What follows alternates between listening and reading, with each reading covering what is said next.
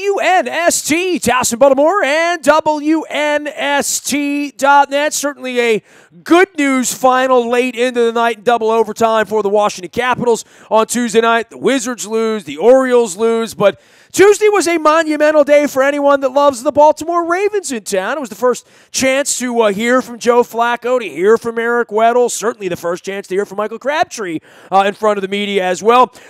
He's taller on television, Luke Jones, I think, Crabtree, than in person, but by and large, good to see Flacco moving around in an offseason where he looks okay at least. And, I think there's some optimism in the building, and certainly you feel the energy getting up on the draft out in Owings Mills right now.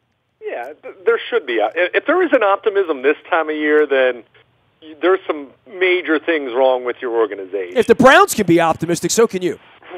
Right. I mean, it's just this is the time of this is the first day of spring training, so to speak. Kind of, sorta. Sure. Even though we know they'll still have the 5. Even though they won't have as long of a break between minicamp and training camp this year because they're playing in the Hall of Fame game, but always good to have everyone back in the building. We've seen the videos that the teams posted on their official site and on Twitter, but good to see Joe Flacco, and as you mentioned, looks to be healthy. We've seen him dragging chains and some of the different things that they've done in their workouts, but I asked him specifically how was his off-season from a health standpoint, how is his back doing, and he reports all positive. He's hearing Eric Weddle flag, if you want to view it that way, but now's the time of year where guys are getting back together. Most of them have been working out already, except now you kind of give it the context of being with the rest of the team. They'll be starting on-field instruction and on-field practices here in the next couple weeks, and you really start to get going as far as the, quote, official preparations for 2018. And, yeah, there's going to be some optimism when you add Michael Crabtree, and I know Flacco talked a lot about John Brown and was asked about the possibility of Des Bryant, and you're going to have optimism this time of year, and certainly you can add to that optimism if you knock next week's draft out of the park, but even if it ends up looking good on paper, you still really won't know until you get back out there in August for training camp and truly when you kick off the season for real and see exactly what you have with this football team. Well, we're all looking for a little snibble of news, out of Tuesday when you sit there and talk to these players, and the fans all want something new, right? That is what news is, stuff I've never heard before. I'm not shocked that Alex Lewis is walking upright. I'm not shocked that Marshall Yanda's, walking upright, and these guys recover from these injuries, and they sort of go into the hole, right? Like Alex Lewis and Marshall Yanda, we haven't heard anything about them since September. I mean, it's almost May, right? So it really is a little bit of a fresh look for some guys that you don't want to say, you lived without them all last year, and you saw what living without them looked like. There is a little bit of a heartening part that they do have some guys coming back that didn't participate at all last year, right?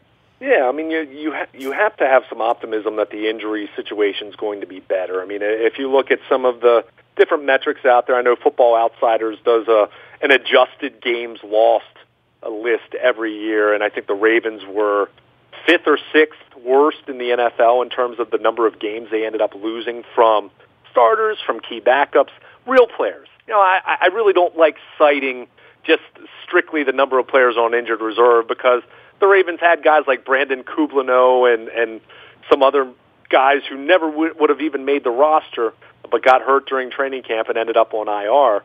But it was very clear this team was impacted a great deal from injuries. You can talk all you want about saying that that's an excuse. It's like, okay, but next man up is a T-shirt slogan. It's not something that truly applies to after a while. I mean, you get to a point where you have too many injuries, and don't cite the Eagles. That was an exception, and the only reason they were able to survive Carson Wentz being out is because they had a quarterback on a rookie deal, and they were able to have a really good roster around him. You need your players to stay healthy. Now, are there things they need to do better from a conditioning standpoint, from a weightlifting standpoint, from an off-season preparation standpoint? I'll hear that. I'll listen to that, but when you have as many injuries as the Ravens had last year, of course it's going to impact your performance. It doesn't mean they shouldn't have made the playoffs. That doesn't mean they shouldn't have completely choked on the 4th and 12 play, but it's just the way it is. So when you do talk about getting guys back like an Alex Lewis, like a Marshall Yanda, like a Tavon Young on the defensive side of the ball, like a Brent Urban if he can stay healthy, because I think we've seen what he can bring to the defensive line if he can stay on the field. These are all ifs, and all these players that are coming back, they have to prove they can stay on the field this year. We've talked recently, I think you and I were talking even about Marshall Yanda with some of the injuries he's dealt with the last couple years, and now approaching his mid-30s and not knowing how much longer he's going to be, quote, elite at the guard position. But you're going to have some injuries. You're not going to get through a season without having at least a handful of players on IR and at least losing a few starters here and there when you combine both sides of the ball. But it does give you some optimism with some of the players coming back from injury, with some of the rookies who didn't necessarily take that step forward. You're looking to see a couple more guys like a Matt Judon last year do that this year. If a Tyus Bowser can step forward, if a Tim Williams can be at least an effective situational pass rusher, go down the list. I mean, if one of these young wide receivers, whether it was training camp darling Tim White or Quincy Adebojo or whoever it is, if one of those guys can step forward and be a viable number 4 receiver for you, let's say, those things happen. It makes your path getting back to the postseason that much more reasonable. But, you're going to have some injuries. You know that not every free agent acquisition you make is going to have a big impact. You know that you're going to have some draft picks, even draft picks that end up being successful. You know that they're not all going to pop year one. So you try to plan to be able to overcome as much of that stuff as you can, and we'll see if the Ravens, they've made some additions at wide receiver. Maybe they add Des Bryant. Who knows? There's a lot of smoke there as far as them being interested in him. We'll see how interested he is in them and whether there's a fit there. But clearly, the next big date on the calendar here, as we're getting closer and closer to the draft, to really see exactly what the Ravens are going to do come next Thursday night. He is Luke Jones. You can follow his journey at Baltimore Luke out on Twitter, as well as Luke at WNST.net. All of our WNST programming brought to you by our friends at Howard Bank, a relentless commitment to being the best at every single thing they do. Branches throughout Baltimore, Maryland, the unique hands-on approach to banking. Every person at Howard Bank is empowered to help you. Also brought to you by our friends at Royal Farms. Real fresh, real fast. Download that app. You get the Kona Blend coffee in your Howard Bank mug if you wish to do so. If you're using that app, gassing up, you're going to register some points. You're going to get some free Western fries, some free fried chicken, or anything else that you want at Royal Farms. Real fresh, real fast, and one right around the corner from you. Our Thursday series, not just brought to you by our friends at Howard Bank and our Community Be More Positive series, also brought to you by Cole Roofing. We all felt that March wind blowing in, and the rains came after that, and the frozen ice and all that stuff. Get a look at your corporate or commercial roof space. Let Cole Roof do that for you. Wind up saving you a lot of time, a lot of money in the end. ColeRoofing.com, the way to do that, as well as out at Pfister Energy. Also, our friends at King Discount Liquors. I gave the King a ring this weekend. Lottery, beer, booze, and the best prices in Baltimore. Get out to Pulaski Highway, pick yourself up some Malbec or some stout like I did over the weekend. King Discount Liquors with us for 15 years. And finally, last but never least, Box Hill Pizzeria, a crab cakeria, really, up in Harford County in Abingdon. They are remodeling the dining room there. So if you come in there and you see some moving parts, no problem. Bigger, better, new and improved. Box Hill Pizzeria opening the new dining room there soon, but very much open during construction to pick up a pizza or some of those delicious crab cakes. Or even better yet, you can ship the crab cakes by going to boxhillpizzeria.com. Make sure you tell Tommy and Chris we said hello when you see them. Luke, on the backside of all this with Flacco, he's the middle of all of this. You start to read the out-of-town stuff, and it's funny how many out-of-town reporters I've talked to who really believe Ozzy's going to draft Lamar Jackson, and the big surprise that Ozzy talked about, and we might trade back, and I don't think they're drafting a quarterback next Thursday. I don't believe that.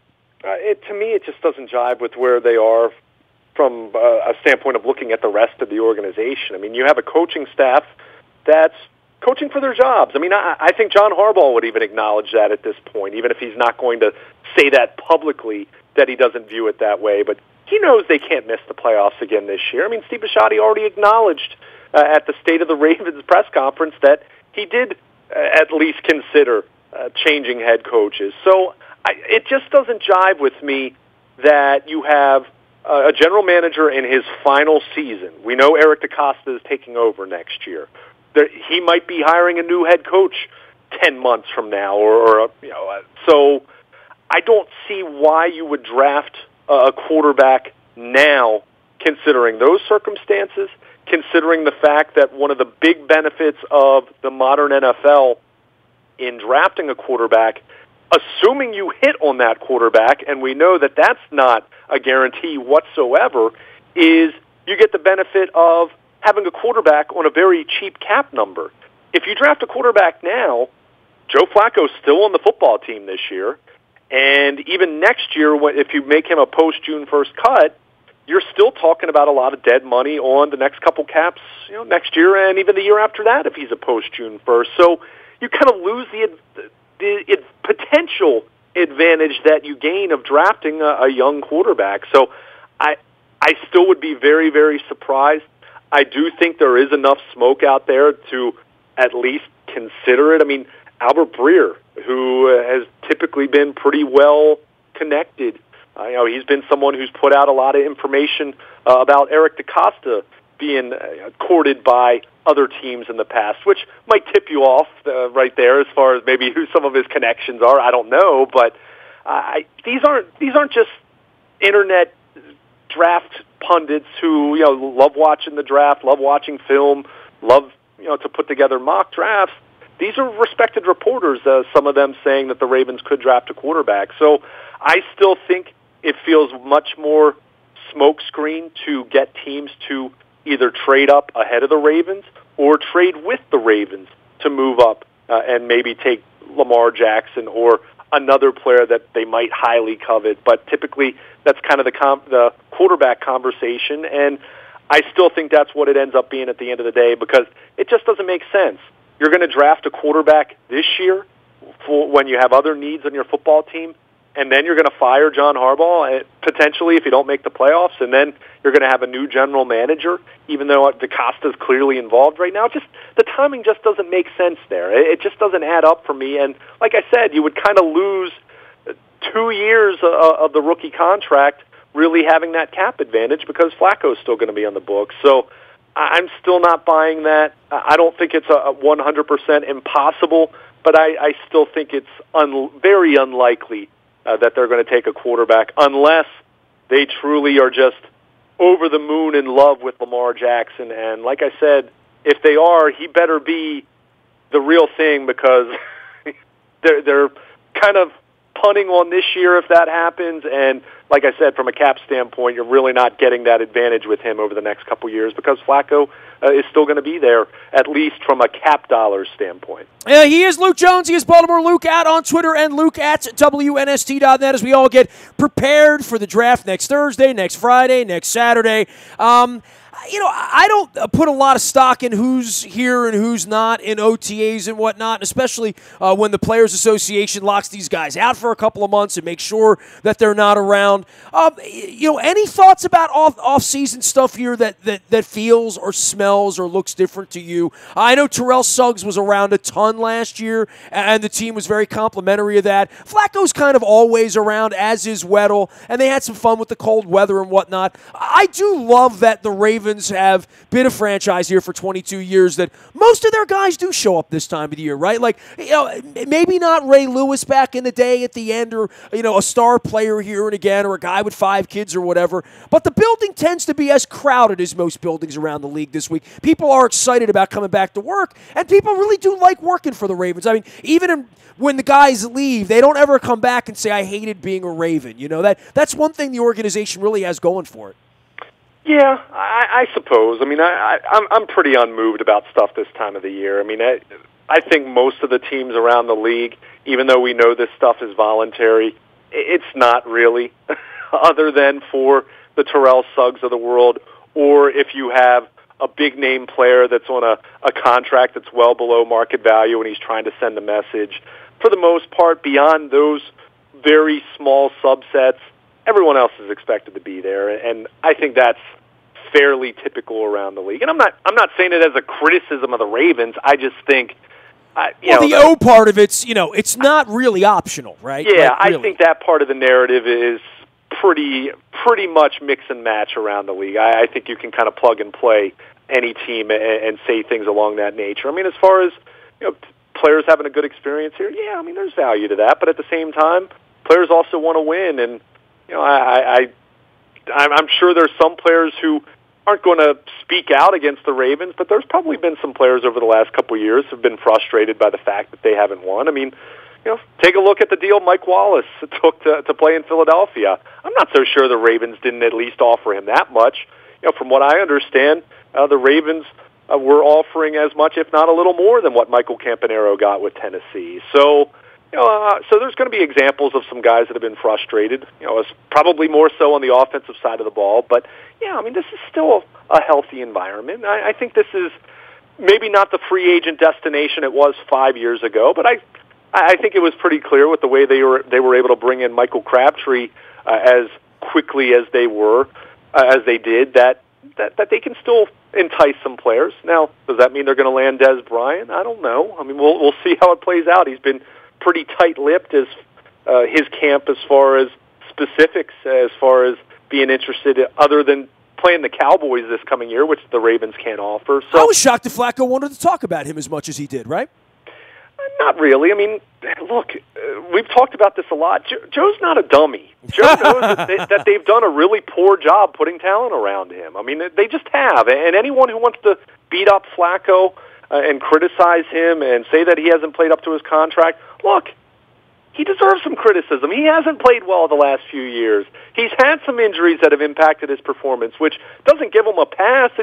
It makes it more concerning because he is 33 years old and had a back issue last year, and you don't know if that's going to creep back up again. But that said, I don't know how anyone can objectively look at what this team's skill position players have been over the last 4 to 5 years for the most part, save for maybe 2014, and say that that's been good enough, and look at their drafts over the last 5 to 6 years and say that they've invested nearly enough meaningful draft capital on the offensive side of the ball. So I think Joe would be foolish to try to say, well, we don't really need Des Bryant. I did think Michael Crabtree's response about Des was somewhat interesting, how he said, I don't speak in hypotheticals, and he was kind of cut and dried about it. You can interpret that as him not wanting Des Bryant to be on board, or you can interpret it as, hey, I was brought in here to be a difference maker, so we don't need to be talking about anyone else. So, but Joe would be foolish to not at least talk in positive terms about a potential Des Bryant addition. And I've written about it. We talked about it a few days ago as far as some of the potential challenges that could go with a potential Des Bryant signing.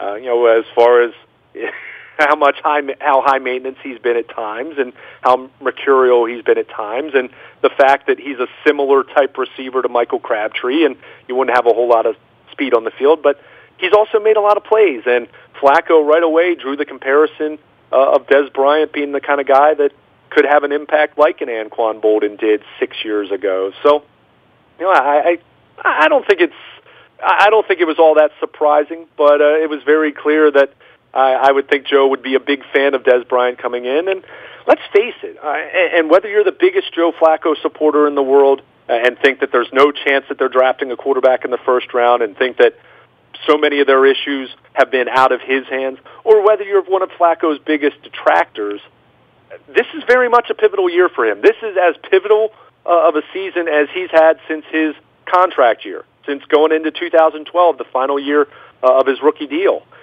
That's very clear. If he has a poor season, there's a very good chance that he's not on this roster at this time next year.